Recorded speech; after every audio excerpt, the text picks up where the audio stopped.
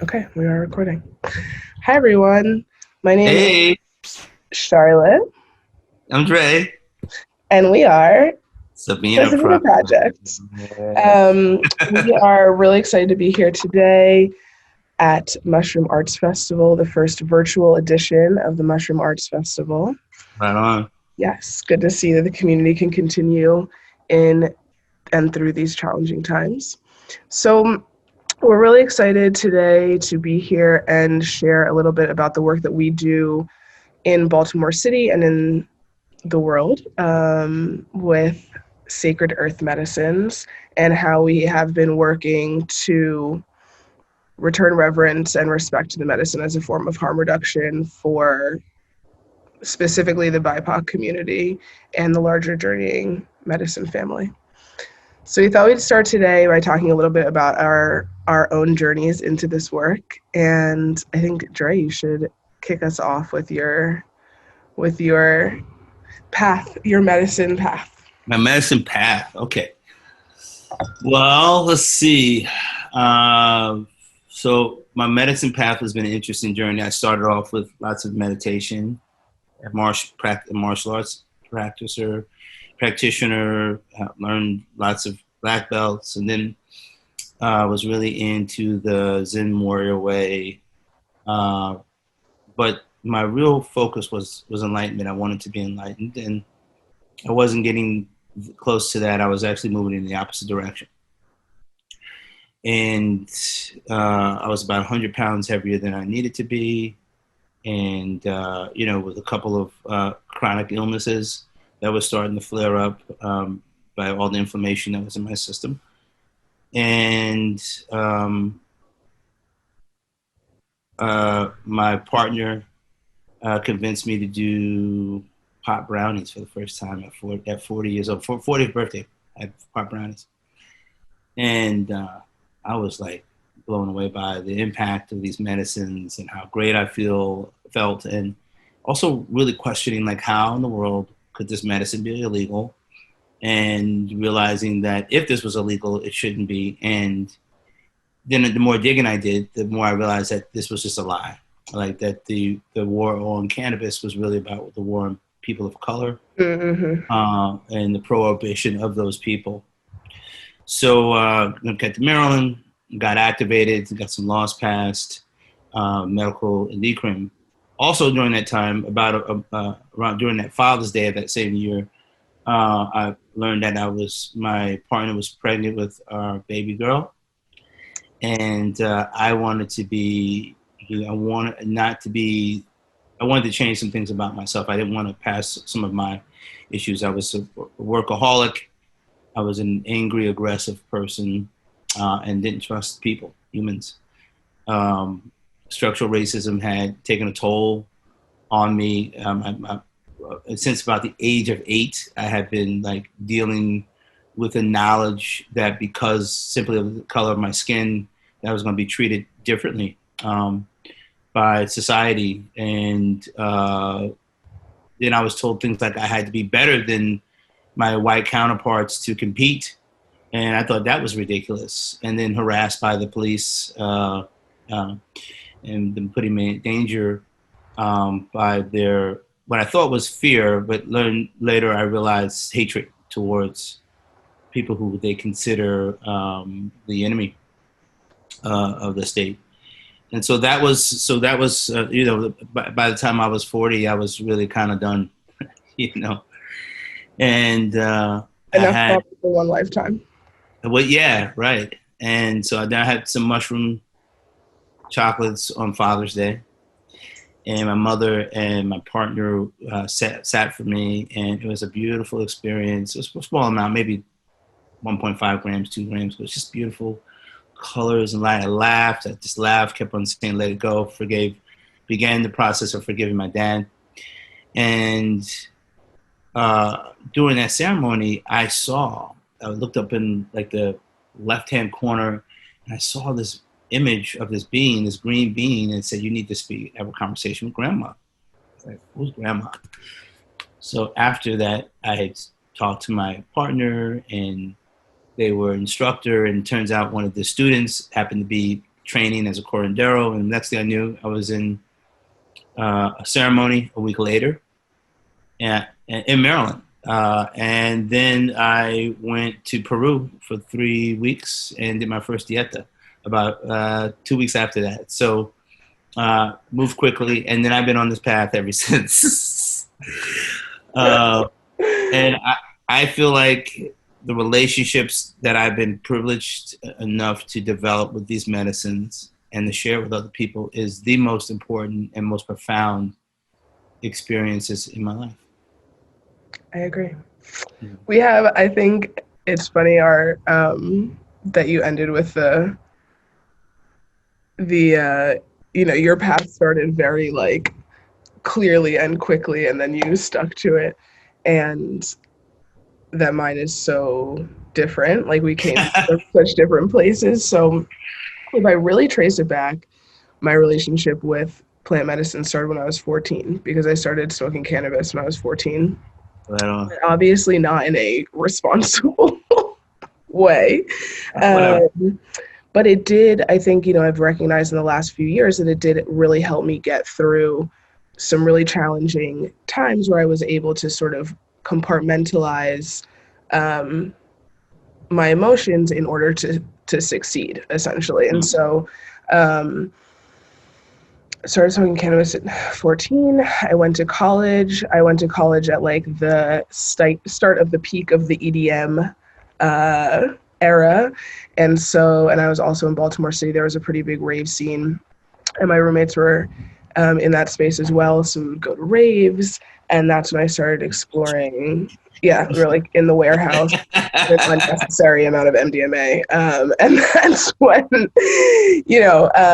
I started having that exploration. At the same time in college, I was studying public health, and I was volunteering at the needle exchange program in Baltimore City. And so I was learning a lot about harm reduction in the opioid prevention space and the overdose prevention space. And it was really, really intense work. And I didn't have the tools that I needed. One, I wasn't taking care of my own emotional and spiritual being or physical being. And I was pouring so much energy into this work that was putting me face to face with a lot of other people's very intense trauma. Right. And I think also being in such an extreme space, it's very easy to sort of avoid your own issues because you're like, oh my God, it's clearly not bad as this space that I'm working in. And so, I'm doing great. But I was burning out really hard. I then I graduated college. I moved to Bolivia to continue doing social justice work. I continued my own sort of psychedelic and substance exploration, but probably a little too hard. And thankfully came back to the United States and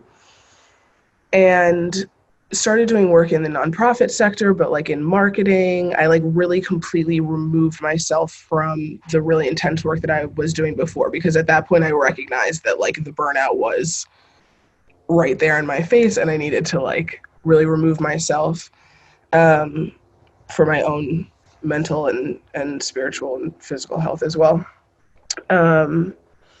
In that time though, like on a personal level, work was really challenging. Like some relationships were really hard, friendships, like transitioning back into the US was really hard as well.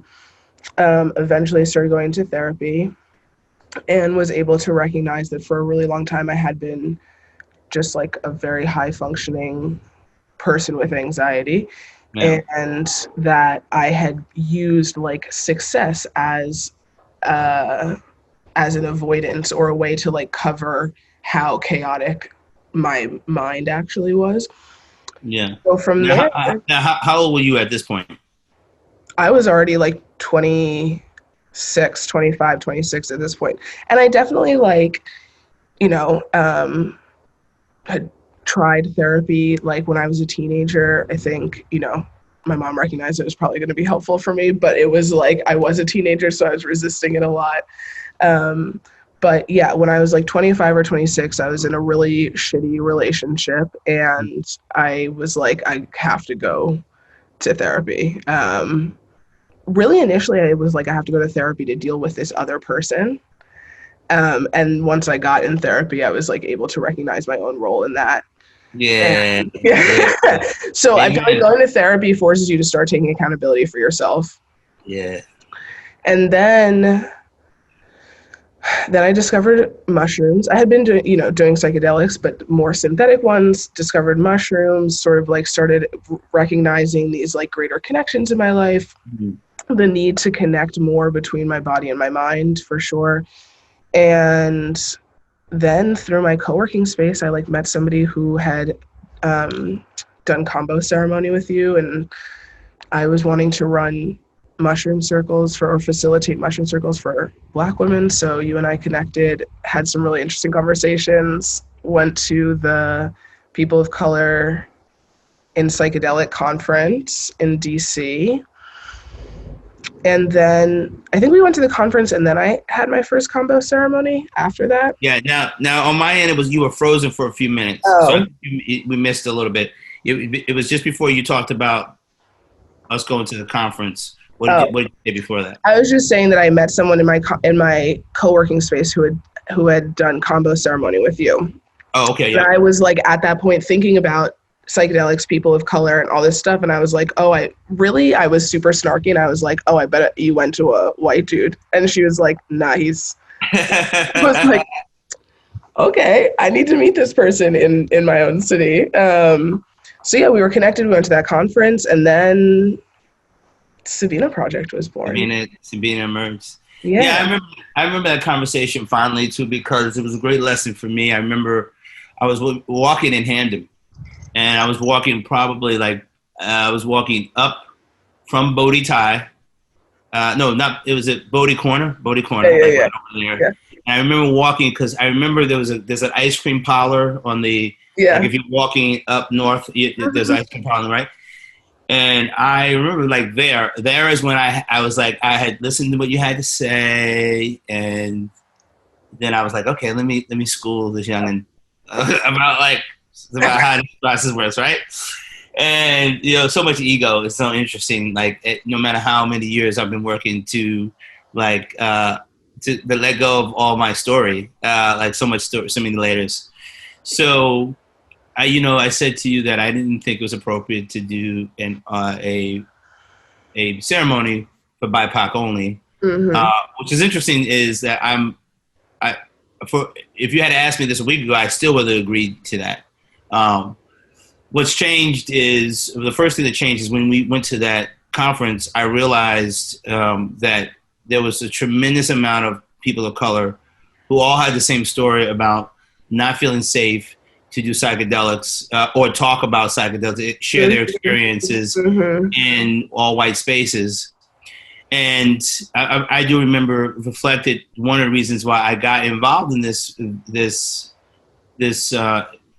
journey was I saw that it bothered me that when I went to these ceremonies, I was one of the few people of color, that almost everybody there had significant amounts of privilege. And I thought about, geez, everyone could use these medicines, especially people who are dealing with poverty, people who are dealing with all kinds of PTSD, not just people in the military, structural people who have to endure structural racism kind of really need this. These medicines, especially to get ourselves, to decolonize ourselves. So I realized then that we needed to create an integration circle. But since then, now that we've stepped into this space and had lots of conversation with our white allies, what I find really interesting is how disrespectful our white allies are to our perspective on these things, and how very comfortable they are with communicating like how unnecessary this is.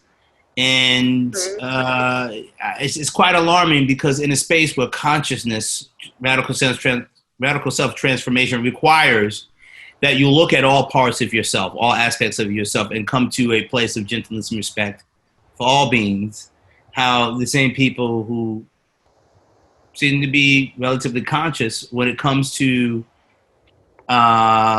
wrestling with the truth that our Black and brown people have been absolutely abused systematically in this country, and that they're complicit in that behavior. Seems to be kind of like it's a soundbite. Oh yeah, we're sorry, but let's just get over that, and it's in our consciousness. So yeah, that's why we're here. Yeah, that weekend. It's funny, that weekend or that conversation was on Liv's birthday weekend last year. Yeah, that's right. That's right. Yeah. It was Liv's birthday weekend.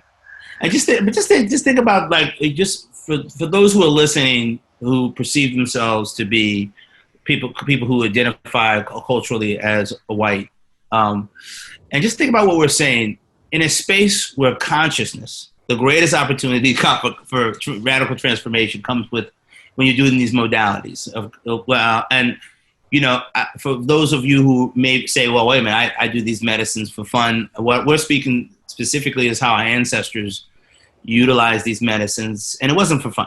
It was for creating a better, more responsible human within the confines of the society that they lived, supporting a person's health state, mentally, physically, and spiritually. And fun, there's nothing wrong with that, right? But just consider that, like, if in this journey with psychedelics, if we are still having to convince people that all these people of color who are uncomfortable sitting in your space is for a reason, I don't know. You know, what do we? I quite believe it. I don't know if it's necessary. And you're like, yeah. All right. So maybe we should talk about what the Sabina Project is and why it's called the Sabina Project. So we went to this conference last year, the People of Color in Psychedelic Conference, that was put on by the People of Color in Psychedelic Collective. And there was a lot of talk about, this issue of integration circles specifically, and ceremony spaces, but that there wasn't like a safe space for BIPOC folks to share about their experiences and find support. And also because frequently, I think, or it can be, that our approach to journeying is very different because of this ancestral practice piece that is more like intrinsically a part of the BIPOC experience. It seems like when people come to feel called to this medicine path or to these experiences, they're still coming to it with reverence and respect, almost innately in some ways. I would definitely resonate with that. I'm picking up what you're putting down. I definitely have noticed that in these spaces that it's just for example, some of the things that I hear about now. I'll say not all circles are equal. I do find when you walk in circles where they follow the red path litigiously, there's a lot less of this type of communication. But yeah, I mean, there's a lot of conversation about like the dose and and the metered dose and trying to how do you like make it the most potent and like put lemon tech and like make tea and it's like, how do you like show reverence, say a prayer, say thank you, recognize the privilege we have to be in this space. Yeah, and then what is with the fear? There's a lot of fear mongering around, like, especially with mushrooms, like the heroic dose, 5 grams of heroic dose, be careful. Like, there's a lot of this types of conversation that is not even warranted when you consider, like, no one before you take aspirin, which kills 5,000 people a year, by the way. I don't think mushrooms has killed. When was the last time mushrooms killed anybody? I don't know. Or no one sits down and needs to say to you before, like, they need to go on ad nauseum and tell you about all the risks and harms that could potentially cause if you consume aspirin. But we consume it, or like Adderall, or like all those SSRIs that they fill people's bodies with, right? It's just really fascinating. Like, even in the psychedelic movement, like, people are really drunk around telling their story, their fantastical story of horror and their experience, right? No one else can face what I did. Right. Which is, of course, what does that do? That just motivates people to, sorry about that.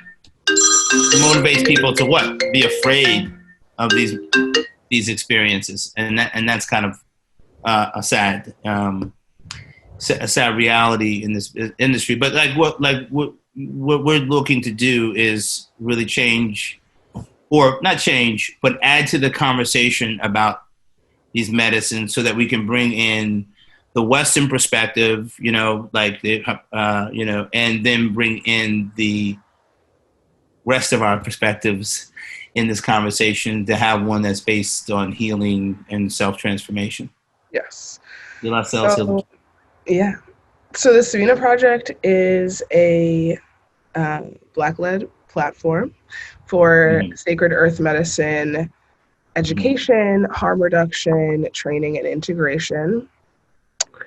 So the reason that we use the term sacred earth medicine is that we do not have a hierarchy in our minds or in our practice between the types of medicines that we talk about and educate on.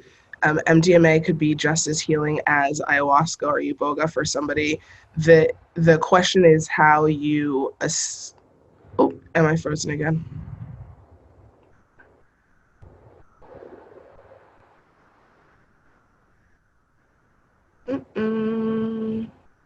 Oh no. We're going to wait for her to come back, and Okay. she's going to.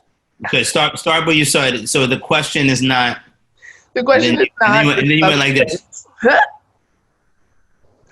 The question is not the substance, but the relationship that you build with it.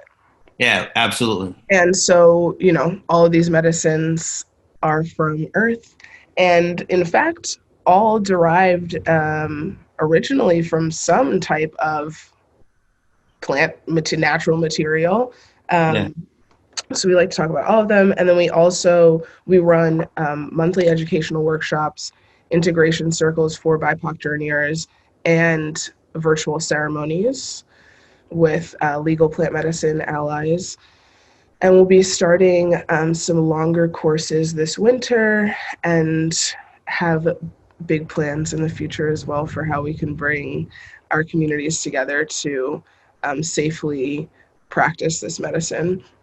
And so the reason that we focus on harm reduction is because of my past work in the harm reduction space, and how we can use those principles to inform how we safely work with this medicine in community. So I'm actually going to share my screen now. So one of the things that we really focus on is ancestral practice as a form of harm reduction in the BIPOC community and in the psychedelic movement overall. So we really want to think about how the relationship that our ancestors had with this medicine, beyond the supporting personal transformation, but also how it supports collective liberation, and how it informs our relationships with ourselves, with each other, and with the land. And that's going to be really necessary for our sustained future, which right now, at many times during this year, feels like it is hanging quite fragilely in the balance. Yeah. So I wanted to start with this graphic that we really love. It's called Ancestral Mathematics. And it's really, fascinating, sometimes unfathomable to think that just 12 generations ago, it took 4,094 individual humans for you to be alive today in this time, in this moment. And so that means that's 4,094 stories, experiences, joys, challenges that are within your DNA right now in this moment. And that's kind of overwhelming to think about sometimes. Yeah, that's big medicine right there, right?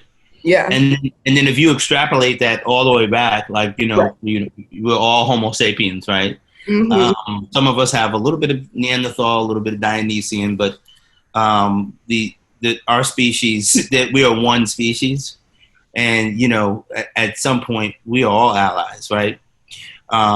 So this is why it's also interesting in the consciousness movement that we have to like defend these perspectives, because at the end of the day, any suffering hurts us all, right? So we want to support other folks in their suffering and allow them to detach from their story. You certainly can't do that when you tell them that the story is not real or just to get over it. It actually causes more trauma to those individuals. Who are your relatives, by the way? Yeah. And this is almost a conversation that not only about harm reduction, but about trauma-informed practice as well. And like not only the struggles and the joys and the experiences and whatever, it's also 4,094 stories and lessons. Like if you think about how many lessons you learn over the course of your life and how much knowledge you acquire, and then how we pass that along, it's like an overwhelming amount to think about. Yeah. Much you hold in yourself in the present moment at any time. You know what gets me about this graphic? I just read this again, and I realized it says for the last 400 years. So basically, it sounds like it's saying 12 generations or about 400 years, right? So that would mean that most of us who are here, who have African American lineage, are descendants from slaves, right? Which is the obvious point. But when you think about when they've done genetic market testing, they can see that those folks who survived the Middle Passage actually had a shift in their genetic makeup. We know this also for those people who survived the Holocaust and had offspring. Mm-hmm. So again, the trauma is so deep, so real, like on a genetic level for the Homo sapiens who were offsprings or survivors of those people who survived the torment of the Middle Passage. Mm-hmm. It's just unbelievable, again, how little compassion we have and deference for like this amount of trauma. Mm-hmm. When someone is, if someone has in their present life has an incident of trauma, let's say sexual abuse, right? Most of us tend to be very supportive of that, right? And supportive of nurturing that person through it.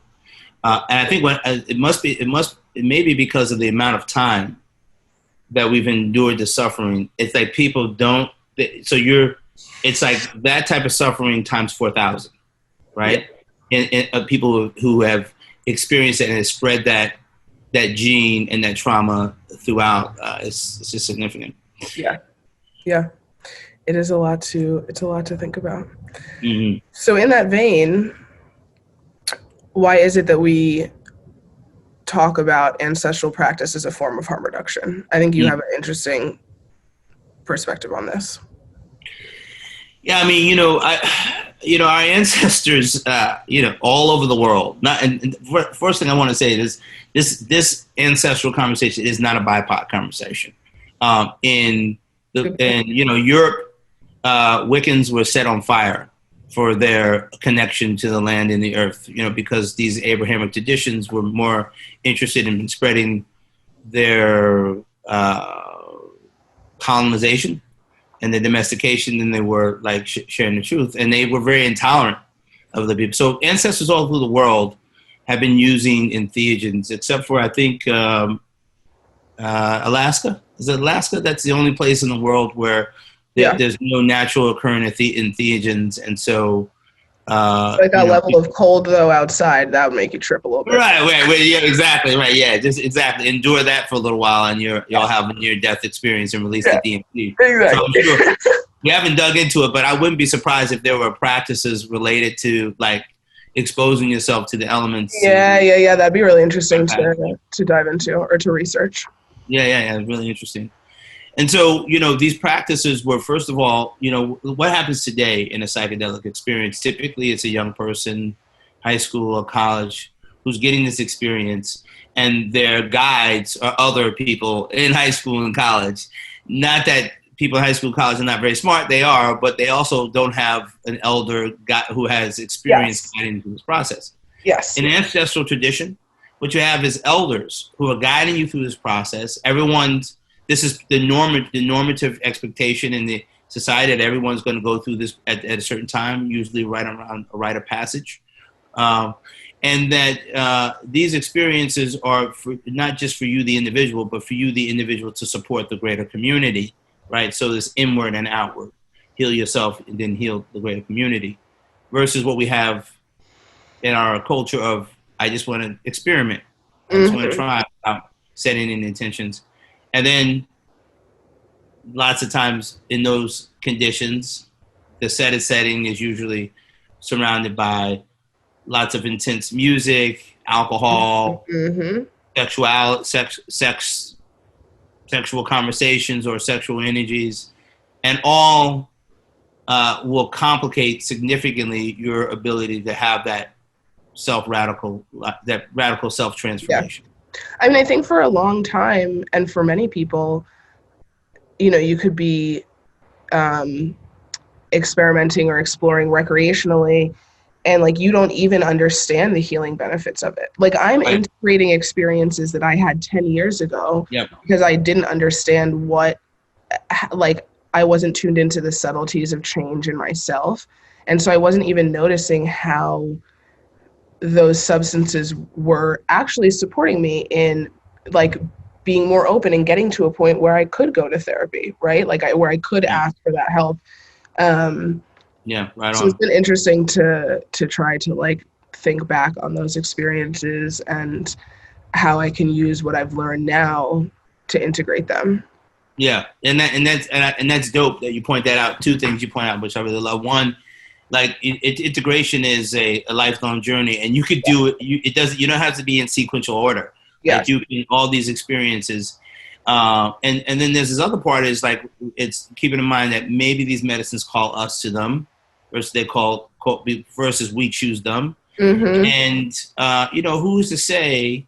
Like, maybe the recreational, like, because we had this conversation around cannabis, recreational use of cannabis, but really, like, cannabis supports wellness and your whole health. And if laughing is what you need today, because you've lived in a structural racist environment where the government is targeting you, and people, and you see people who have significant privilege, not because they earned it, because they stole it on your back, and they're enjoying a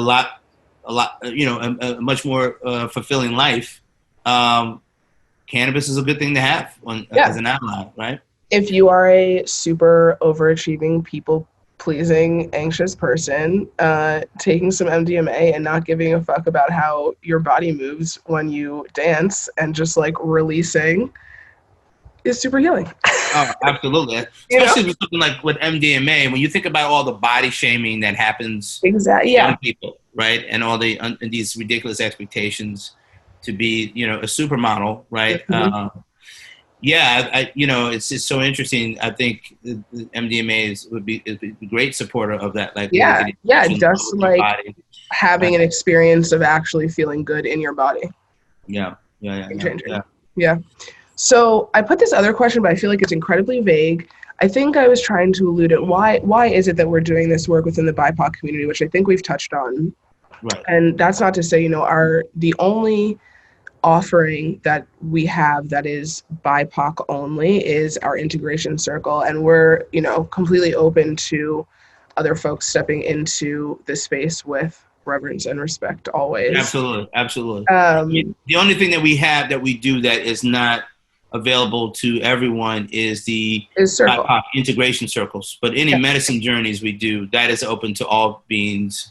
Yeah, and any of our educational workshops and any of our integration, one-on-one supports, all of that is completely open. But I do think one of the things we haven't touched on too much is the heavy stigma. The reasons why you see so fewer Black and Brown and Indigenous folks like being very open in this space. Yes. So, I mean, there are the obvious ones of cost. Yes. Right? But then there's, the more nuanced ones of like the toll, the social and cultural toll of the war on drugs in our communities and in our perspectives on taking risk, and also the actual literal risk levels for us if something were to happen versus the majority of the folks that we see in the psychedelic community. Right. And I think both of these are really important to touch on. When you talk about the consequences of a person of color violating any law, we know there's a significant difference in terms of the type of enforcement, the severity of the punishment, right, the penalty of that. As an example, in Maryland, African American men use cannabis at 14% of the population and sell, as compared to white men who are at 15%. Do you know the number of arrests that were in Maryland before we got it decriminalized? And I know it's an insane number. 900% more likely an African American male was to be arrested for simple possession of cannabis. So if you're asking why Black and brown people feel unsafe, here's your sign. We're talking about cannabis has been in some places like 10, 20, 12 years, cannabis has been legal.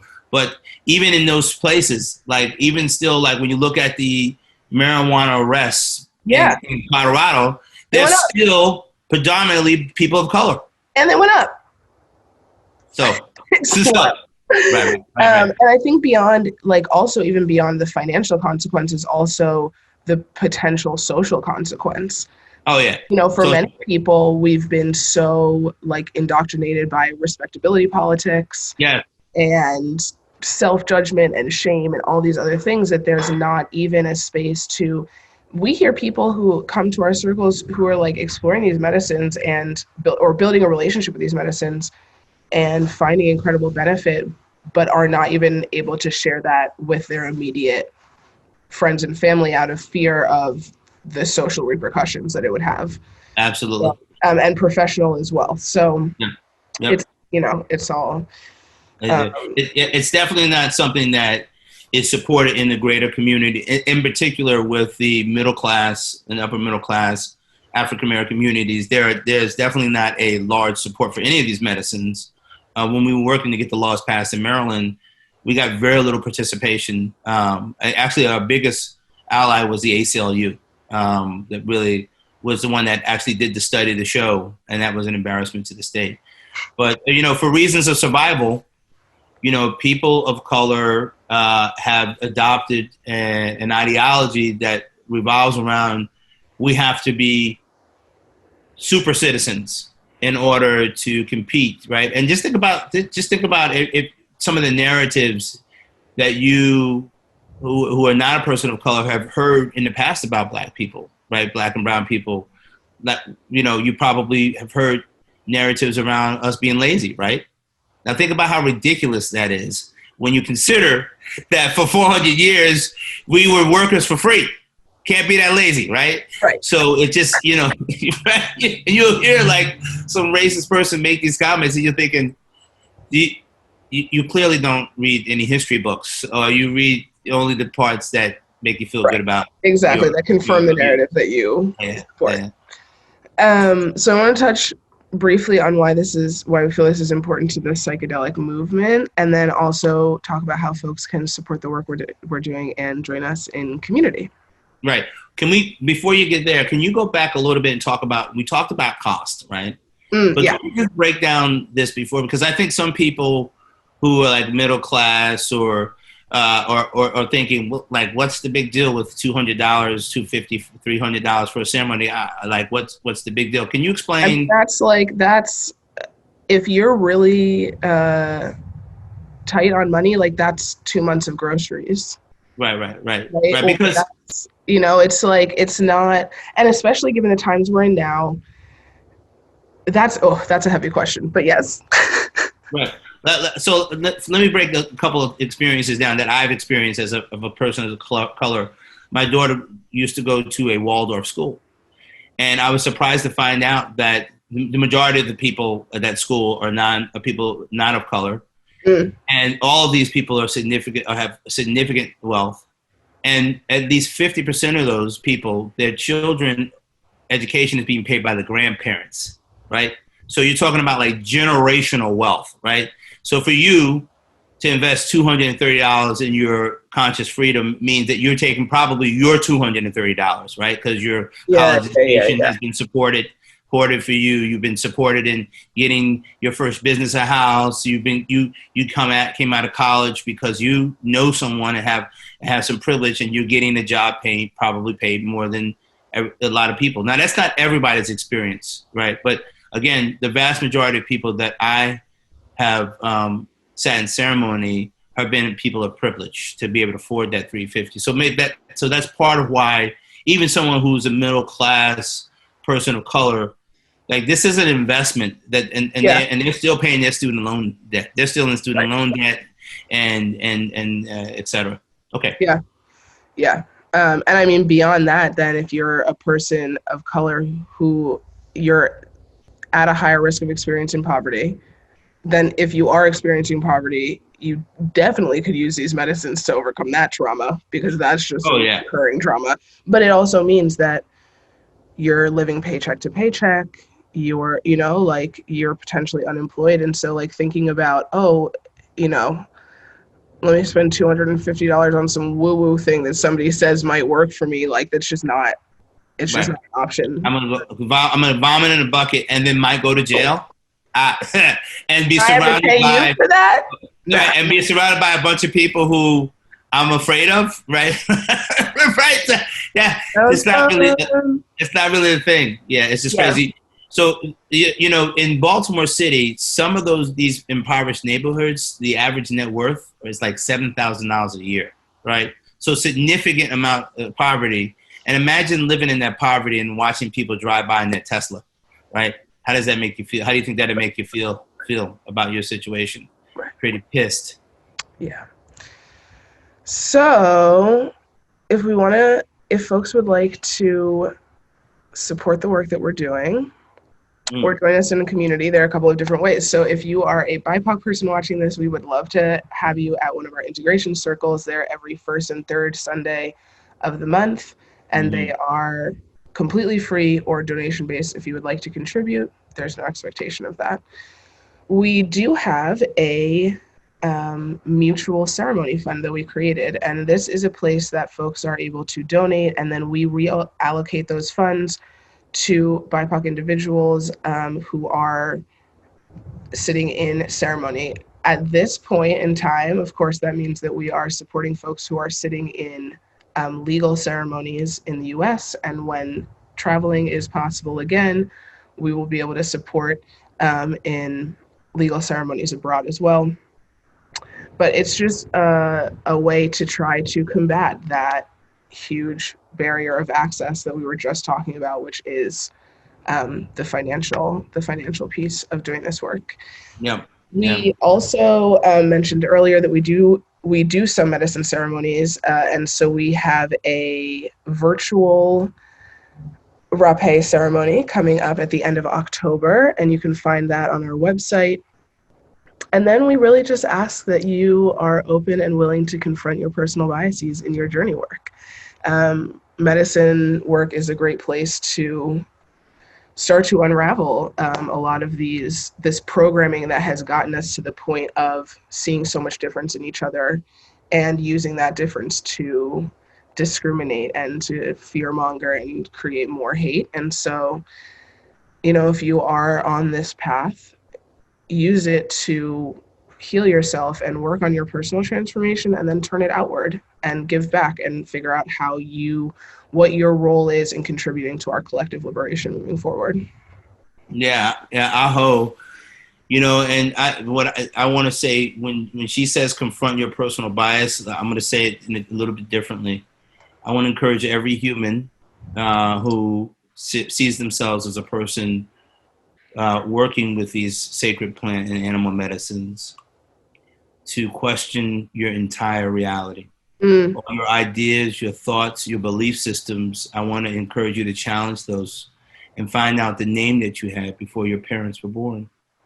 And all of us, except for those people who are at the top of the food chain, all of us are suffering under colonization, domestication, and the abuse of a system that focuses on lack and scarcity versus abundance. Absolutely. Thank you for that. We'd love for you to stay in touch with us. Please reach out, follow us on social, and we hope to see you at a future event or circle. Love you guys. Peace and blessings. Peace and blessings, y'all. Let's see, stop share. All right, another excellent talk. We have Dre here live for the Q&A session now. So Dre, thank you so much for making it here with us today. Yeah, thank you so much. It was wonderful for you to share the conversation between you and Charlotte and give us an introduction to your perspectives and experiences as organizers in Baltimore, and really hosting some sacred space for people of color communities, the integration circles, and this really interwoven connection between sacred space and harm reduction. Would you say more about that? Yeah, I mean, well, thank you very much, first of all, for this opportunity to connect, and I feel very privileged. So thank you. I'm grateful for all the things, the hard work you've done to create this space, and so really appreciate it. Harm reduction for me starts with this idea of paying attention to how our ancestors approached our relationship with these medicines for thousands of years. And that is in many ways, a fantastic first step to harm reduction. So that how we can relate the relationship.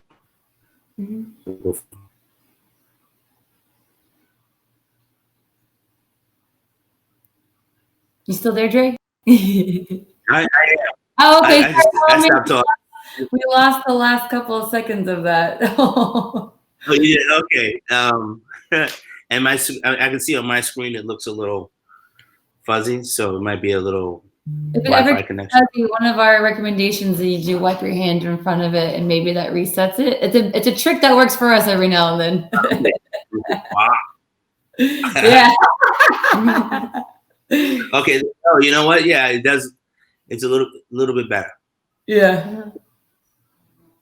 Thank you very much. Okay. Yeah. So what next? Yeah. Would you tell us more about what the experience is like for people in your integration circles, and the kind of I mean, we were talking earlier prior to us going live about the feeling of being unsafe in psychedelic activities. Yeah.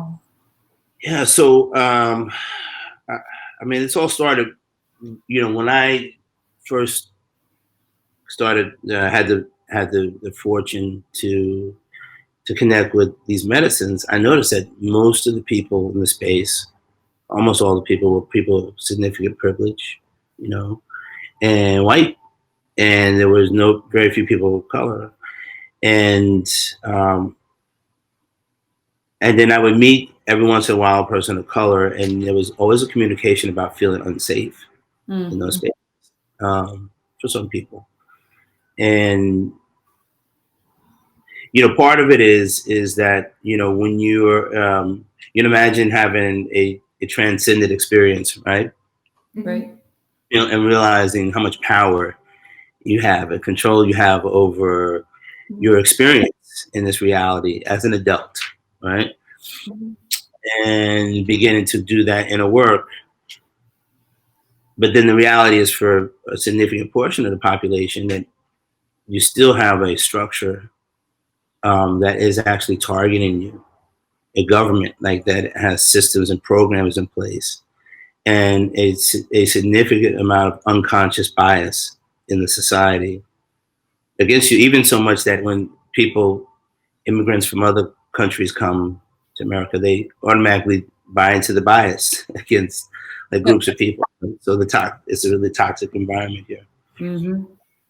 And so then you have a person that is in the most vulnerable state, and they're re-traumatized because they're told, because they're usually given a conversation around, well, don't really focus on that. Don't focus on that story that is in your present moment, right? It is actually your story in the present. Don't focus on that. Just transcend, because we are all one, which is the truth. We are one species, and also there is some real immediate experiences that we need to address. Yeah. Yeah, the structural racism. I mean, it's undeniable. In Baltimore, it's part of the larger work that's being undertaken right now by the larger culture, and that people's awareness is starting to grow. And I guess, where do you like how do psychedelics fit into this this larger structural work that needs to happen to make a more fair, just, and equitable world? Wow, that's a big question. So much for giving me the opportunity to answer that. So here's a couple of thoughts. The first is health. So when a body is healthy, when the physical body is healthy, the mental body is healthy, then we're able to kind of step back and make different decisions, like an opportunity.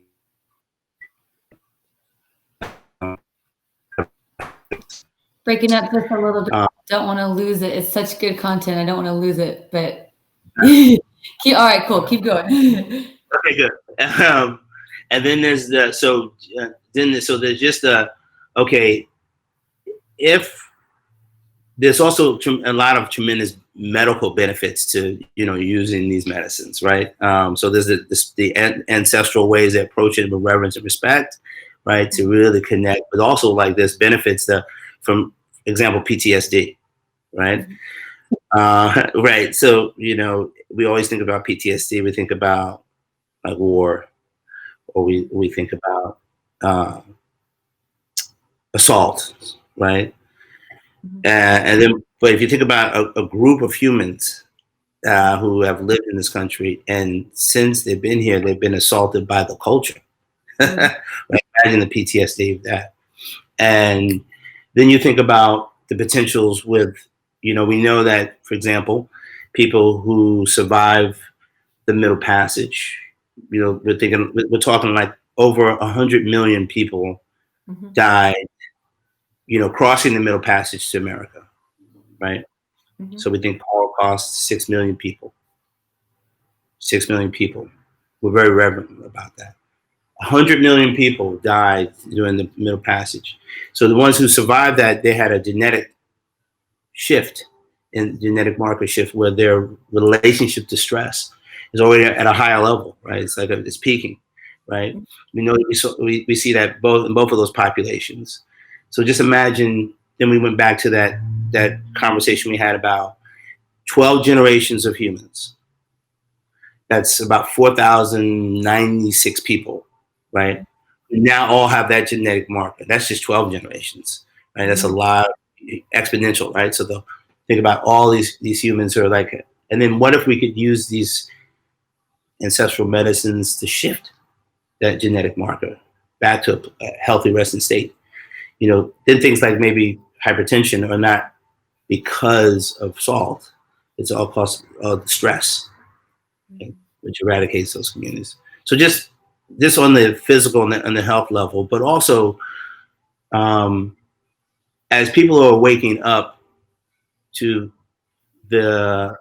realities of the current structure that we're living in, and how abusive it is. There's a tendency to go through all the levels of grief, one being anger, right? But what we don't want to do is channel that anger into a less conscious, like the way the colonizers chose to react to fear. What do? They get violent, right? And they want to conquer and control these things. But what from a place of love? I don't think we're going to evolve. I think these medicines are pivotal, essential for us to evolve to this next level of consciousness where that is the response, like with love, like an understanding versus like anger. And it also will help us shift this reality where we keep saying like, oh, this is unfortunate. And it's going to take a long time to change, right? It just imagine what it was like when abolitionists were debating about what happens if we release all these people from slavery. You know, they might take over. And all the years of debating and rule making and following the letters of the law, and how many people suffered under that experience. And then some didn't even know for 20, 30 years later that they were actually free, right? Just think about that. We've got to move away from this way of handling our problems. This is something that we have to stop now, and just in the way we think, the way we think about our resources, the way we treat each other, we can't continue to wait. You know what I mean? We have to make the shift. Yes. And for people of color, we can start with the conversation of reparations, right? So would you say start there? That's just it. Right. Let's say again. Oh, we were talking earlier. Would you say more about reparations and what that would look like? So $40 million. This is just the number I'm comfortable with, right? So imagine $40 million for every African American who suffered slavery. It's a free. For a moment, I want to pause and start back with $40 million. All right, keep going. $40 million for each African American, anybody who was has any lineage of slavery, right? Mm-hmm. So that level of abundance, right, allows those folks to solve their own problems versus the pathway we have now is just the nonprofit organization that first of all has to go to people and ask them for money to please help to do this one little social program that gives people like lunches, right? But it doesn't address all the psychological abuse they're experiencing and the poverty and the police brutality and all those other things. And then people feel good. Oh, well, we gave to this particular program. We know that for sure that money and access will work, right? And we also live actually in countries like America. We have the monetary theory, which basically says that America is not impacted by inflation. So we can actually afford to, as a country, like solve this problem right now. We can but do we have the will of the human beings who live here, who have privilege to kind of push this agenda versus like, oh, let's be nicer to people. That's good. Or let's listen and try to understand, but okay, let's money and access. But really, yeah. Right. Right. Well, and it's great that you're the Sabina Project here in Baltimore, getting these resources, organizing these social groups, getting more folks. I saw that you have your next Rapé ceremony in October. Did that already take place, or is it coming up soon? Or so yes, we have a Rapé ceremony happening in October. And also, we're going to be doing a podcast pretty soon. So I'm excited about that. So we were doing it Instagram Live, but we're going to turn it to a podcast. And the goal is to get folks who are, walking the red path to talk about it, to share, like, how do you do a sweat lodge? What is a vision quest? And share this knowledge. How do you sage and smudge someone? What's your what are your stories and ideas around these things, and like build a community so we can help support, demystify, and support healing ourselves as humans. Be your own guru. I think we got a question in the chat. Oh yeah. Cool. I got a question. Astral Jax. I think I know who that is. What are other things we individually do in our communities? What are things that we can individually do, I think is what they're asking. Should I make that assumption? Yes. I think so. Yeah. Okay, so who's the we? Like humans, all human beings. I would say that the first thing I would do is I would challenge and question every belief system.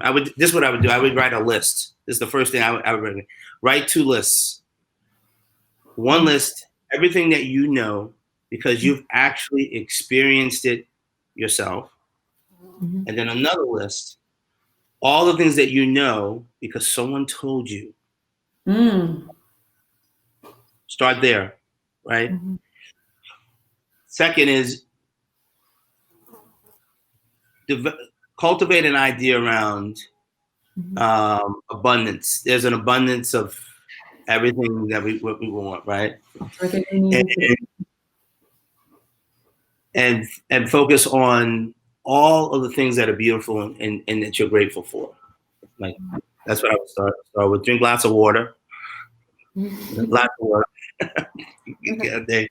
And then have like really honest conversations. So self-reflection, right? Have really honest conversations about what do you need to do to support and nurture and love yourself that is not abusive to the rest of us. Ooh, she gave a follow-up with some clarification. Okay, good. Yeah, she goes, other things that we can do. She goes, I'm a minority and a leader in a school. So that she can impart this to children.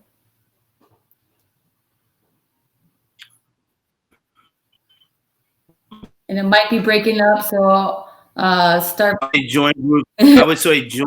I say the first thing is to join or create groups like the Sabina Project who are specifically focused on the problems that you directly experience. I think one of our mistakes is that we, in the past, have allowed other people to decide for us how to support ourselves best. But the people who are suffering, experiencing suffering, we are acutely aware of how to solve these problems. So we have to create organizations like Sabina Project. So you need more people. More people need to know that psychedelics or sacred earth medicines are available to support your mental health, your physical health, to develop your superpowers and get connected with your ancestors. Mm-hmm. Share the love, right? About that. Don't be embarrassed about that, because really, no book or no idea from any other human being is going to help you fall deeply and radically in love with yourself and help all of us unfuck ourselves. Oops, sorry. No, except for that, right?